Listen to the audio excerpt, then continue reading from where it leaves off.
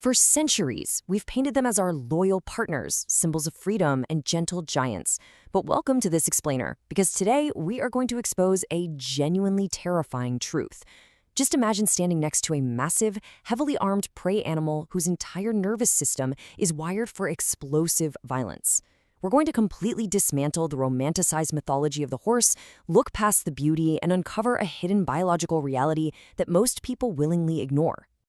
Think about the predators that star in our absolute worst nightmares, the creatures with fangs that hunt in the dark. We inherently fear sharks, wolves, and bears. But I want you to ask yourself, what actually kills more people every single year than all of those combined?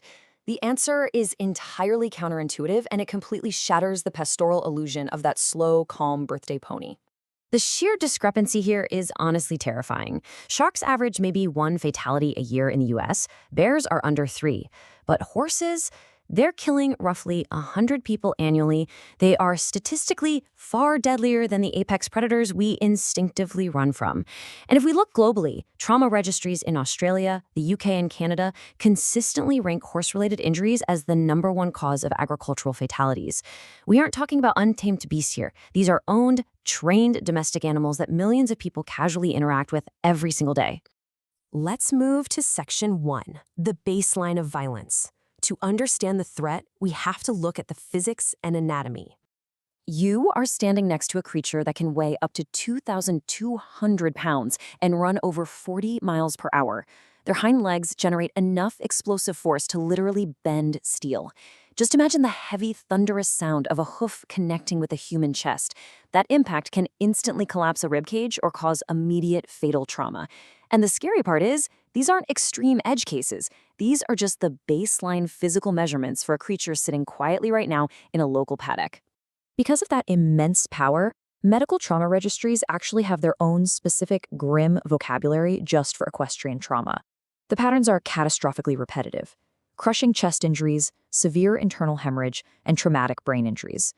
In fact, research shows that riders face a significantly elevated risk of serious brain injury compared to almost any other outdoor activity.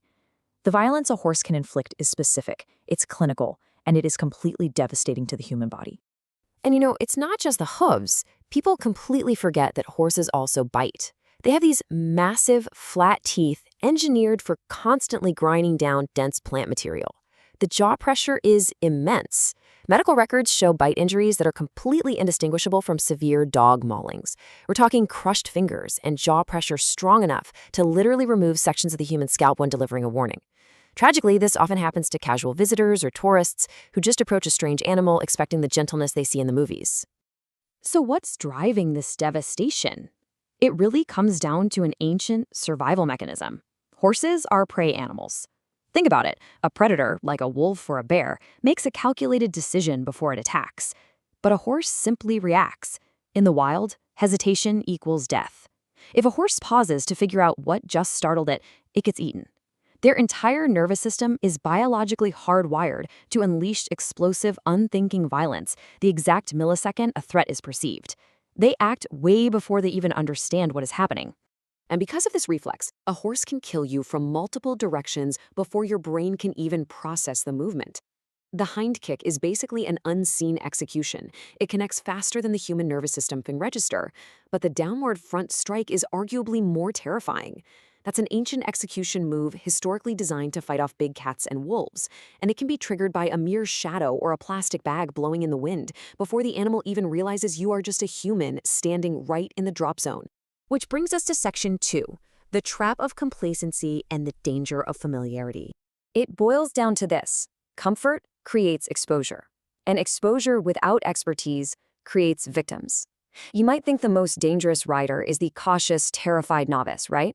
It's actually the intermediate rider, because experience teaches you the mechanics of how to ride, but it fundamentally cannot teach you how to predict a half-ton panic response. As humans, we get completely comfortable, and we assume that because an animal was calm yesterday, it will be calm today. But nature doesn't care about human comfort. Looking at this timeline of tragedy really grounds everything in grim reality. From Christopher Reeves experiencing a catastrophic spinal injury on a totally routine jump, to a stableman with 23 years of experience found dead in a stall from a sudden kick. to a 10-year-old girl killed by a quote-unquote calm family horse. In 2022, a ranch worker was fatally struck leading a horse he'd known for a decade. Just a routine morning. These are the ordinary outcomes of mundane proximity to a creature whose physical capacity simply exceeds human survivability. Let's dive into Section 3, the hive mind and the grudge. As if one horse wasn't dangerous enough, we have to talk about neurological contagion. A single snapped twig or a sudden shift in the shadows can trigger an instantaneous flight response, sending tens of thousands of pounds of unthinking muscle surging as one cohesive unit. In the dust and chaos, a panicking herd fills the physical space entirely. And in that moment, to them, you are no longer a handler or a friend. You are literally just an obstacle in the path of a moving biological freight train that physically cannot stop. What makes all of this deeply unsettling is their advanced cognition. They possess nearly 340-degree visual coverage, but with tiny blind spots that trigger sudden, massive startle responses. Furthermore, veterinary literature documents excellent long-term facial recognition. Their emotional memory actually outlasts their situational memory. That means there are documented cases of deliberate retaliation, where a horse holds a literal grudge against a specific handler who mistreated them, waiting months or even years for the precise moment to deliver a crushing blow.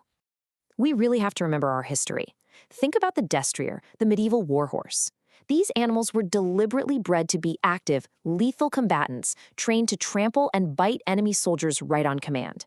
For centuries, we selectively bred them for speed, power, and violence. Sure, modern society may have softened their exterior and channeled their energy into sports, but we never fundamentally removed that lightning-fast neurology. The weapon is absolutely still there, just hiding under a polished saddle. And this right here is the fatal flaw in human perception. Look, a crocodile looks like it could kill you. A bear looks like a killer. The visual information perfectly aligns with the biological reality. But a horse? A horse looks like a gentle vehicle. It looks like a tool designed for human use.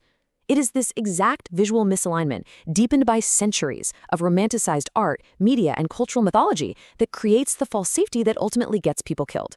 We look at them and we see a partner, completely ignoring the primal machinery operating beneath the surface. So the next time you find yourself standing beside a horse, admiring its beauty, maybe feeling its warmth in this stark, tense silence of a barn, I want you to remember what it truly is.